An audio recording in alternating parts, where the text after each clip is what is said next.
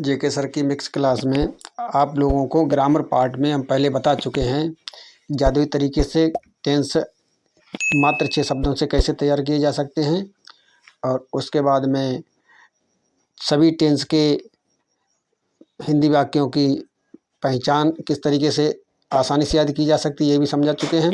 और वाक्य बनाने के मात्र 4 सूत्र हमने समझाए हैं, जिसमें मुख्य क्रिया, सहायक क्रिया, कर्ता आदि का प्रयोग करने का क्रम सिखाया है। तो अब बात आती है कि वाक्य अगर बनाते हैं विद्यार्थी, तो अगर सभी टेंस की सहायक क्रिया का प्रयोग करना और मुख्य क्रिया के प्रयोग करने की ठीक से जानकारी नहीं है तो वाक्यों को बनाने में दिक्कत हो सकती है। तो आज हम समझाने जा रहे हैं इस पार्ट में सहायक क्रिया तथा मुख्य क्रिया का प्रयोग, यानी कि सभी टेंस यानी कि 12 टेंसों की कौन कौन सी सहायक क्रिया का प्रयोग किया जाता है और कौन कौन सी मुख्य क्रिया का प्रयोग किया जाता है। तो सबसे पहले आते हैं टेंस में लेके चलते हैं प्रेजेंट टेंस को।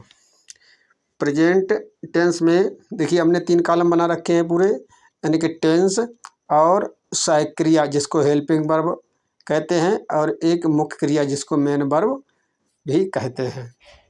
तो इसको ध्यान से देखें। सबसे पहले हम लेके चलते हैं प्रेजेंट इंडेफिनिट टेंस को।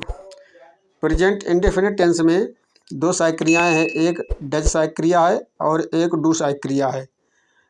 और इस टेंस में मुख्य क्रिया की फर्स्ट फॉर्म का प्रयोग किया जाता है, यानी कि प्रेजेंट इंडेफिनिट टेंस में डू डज सहायक क्रिया का प्रयोग होता है और मुख्य क्रिया की फर्स्ट फॉर्म का प्रयोग किया जाता है।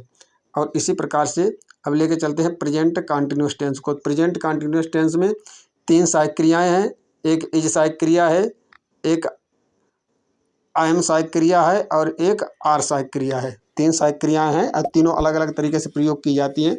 बताएंगे कि किसका कहाँ पर प्रयोग होता है। यानी कि आई के साथ आई एम का प्रयोग होता है और एक वचनकर्ताओं के साथ ही, सी, इट तथा अन्य एक वचनकर्ता होते हैं उनके साथ इज का प्रयोग होता है। बाकी बहुवचनकर्ताओं के साथ आर का प्रयोग होता है। और इसमें इस टेंस में यानी कि प्रेजेंट कंटिन्यूअस टेंस में मुख्य क्रिया के फर्स्ट फॉर्म में आईएनजी जोड़ करके लिखा जाता है, जैसे गो का गोइंग हो जाता है। अब इसी प्रकार से लेके चलते हैं आगे हम प्रेजेंट परफेक्ट टेंस को। इसमें 2 सहायक क्रियाएं हैं, एक हैज सहायक क्रिया है और एक हैव सहायक क्रिया है। एक वचनकर्ताओं के साथ हैज का प्रयोग होता है, बहुवचनकर्ताओं के साथ हैव का प्रयोग होता है।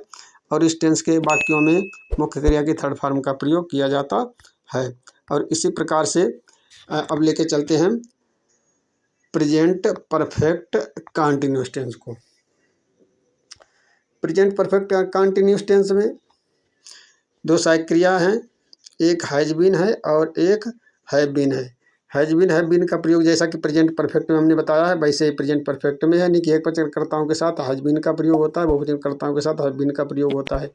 और इस टेंस के वाक्यों में मुख्य क्रिया की फर्स्ट फॉर्म में आईएनजी जोड़ करके लिखा जाता है। अब इसी प्रकार से हम लेके चलते हैं अगले टेंस को।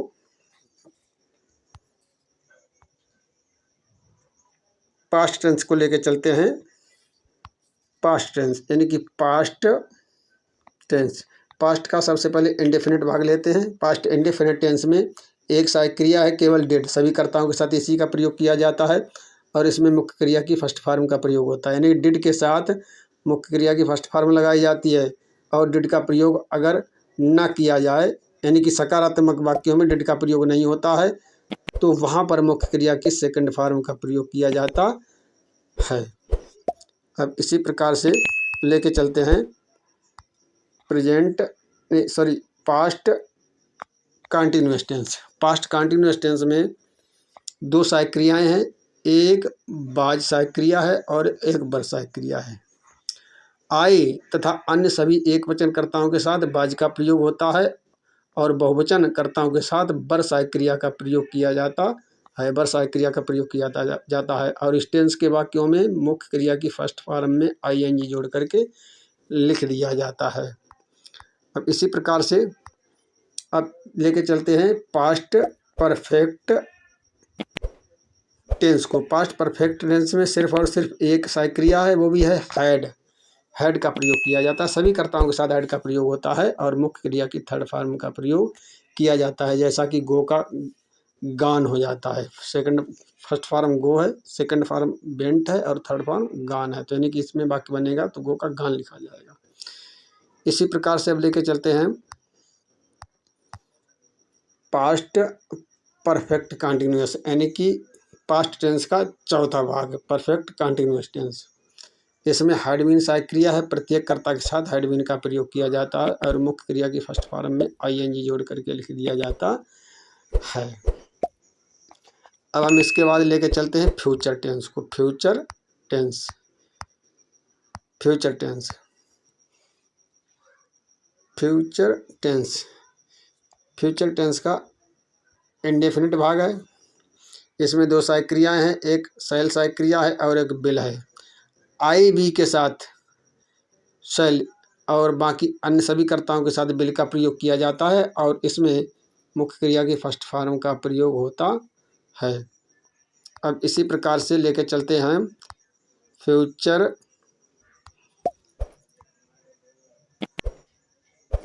कंटिन्यूअस की तरफ चलते हैं। Future continuous, future continuous tense. Future continuous tense में दो सहायक क्रियाएं हैं, एक शैल भी सहायक क्रिया है और एक बिल भी सहायक क्रिया है। आई बी के साथ शैल बी का प्रयोग होता है, बाकी सभी कर्ताओं के साथ बिल का प्रयोग होता है, बिल बी का प्रयोग होता है और मुख्य क्रिया की फर्स्ट फॉर्म में आई एन जी जोड़ करके लिखा जाता है। अब इसके बाद लेके चलते हैं फ्यूचर परफेक्ट टेंस को। Future perfect tense, future perfect tense में शैल है और बिल है सहायक क्रियाओं का प्रयोग किया जाता है और मुख्य क्रिया की थर्ड फॉर्म ही लगाई जाती है। इस टेंस में मुख्य क्रिया की थर्ड फॉर्म लगाई जाती है। अब इसी प्रकार से लेके चलते हैं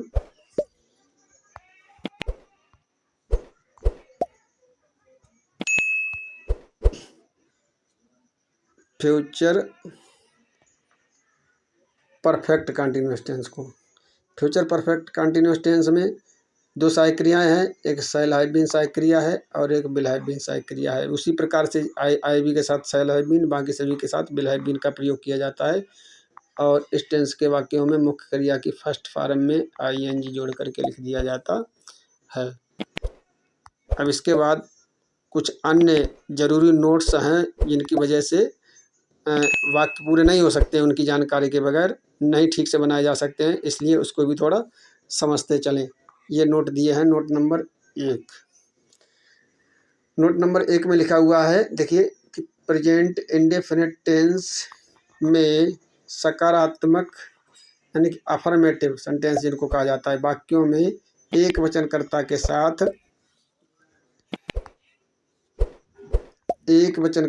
साथ वर्ब की फर्स्ट फॉर्म में एस या ईएस जोड़कर लिखते हैं और अगर बहुवचनकर्ता होता है तो वर्ब की फर्स्ट फॉर्म को ज्यों का त्यों रख दिया जाता है, क्योंकि इसमें सहायक क्रिया डज और डू का प्रयोग नहीं किया जाता। अफर्मेटिव सेंटेंस यानी सकारात्मक वाक्यों में डू डज नहीं लगाया जाता प्रेजेंट इंडेफिनिट टेंस में, इसलिए एक वचनकर्ता के साथ मुख्य क्रिया की फर्स्ट फॉर्म में एस या ईएस जोड़ी जाती है और बहुवचनकर्ता में मुख्य क्रिया को ज्यों का त्यों रख दिया जाता है। अब नोट नंबर 2 देखते हैं। 2 नोट नंबर 2 में लिखा हुआ है पास्ट इंडेफिनिट टेंस के सकारात्मक वाक्य यानी कि अफर्मेटिव सेंटेंस में यानी सकारात्मक वाक्यों में वर्ब की सेकंड फॉर्म लिखी जाती है। पास्ट इंडेफिनिट टेंस में जो सकारात्मक वाक्य हैं उनमें सहायक क्रिया डिड नहीं लगाई जाती है और मुख्य क्रिया की सेकंड फॉर्म लिखी जाती है। अब इसी प्रकार से अगला और बहुत ज़रूरी नोट्स है वो देखें। नोट नंबर 3 फ्यूचर टेंस में देखिए, फ्यूचर टेंस में शैल और बिल सहायक क्रिया बताई गई थी, तो आई बी के साथ शैल का प्रयोग होता है तथा अन्य सभी कर्ताओं के साथ बिल सहायक क्रिया का प्रयोग किया जाता है। ये ध्यान रखें। हाँ, कभी दबाव वाली क्रिया अगर होती है, क्रिया का दबाव होता है तो सहायक क्रिया आपस में बदल जाती है, बिल की जगह शैल और शैल की जगह बिल का प्रयोग कर दिया जाता है। अब इसी प्रकार से देखें अन्य महत्वपूर्ण नोट्स, गौर से देखें सभी लोग। देखिए नोट नंबर 4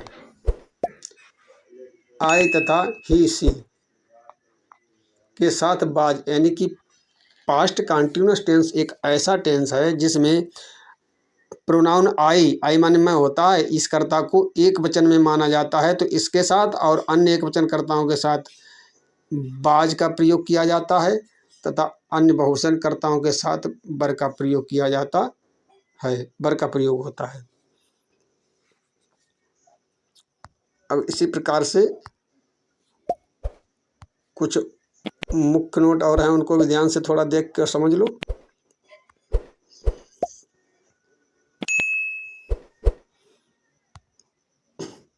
नोट नंबर 5 लिखा है, निश्चित समय से पहले सिंस और अनिश्चित समय से पहले फॉर लिखते हैं।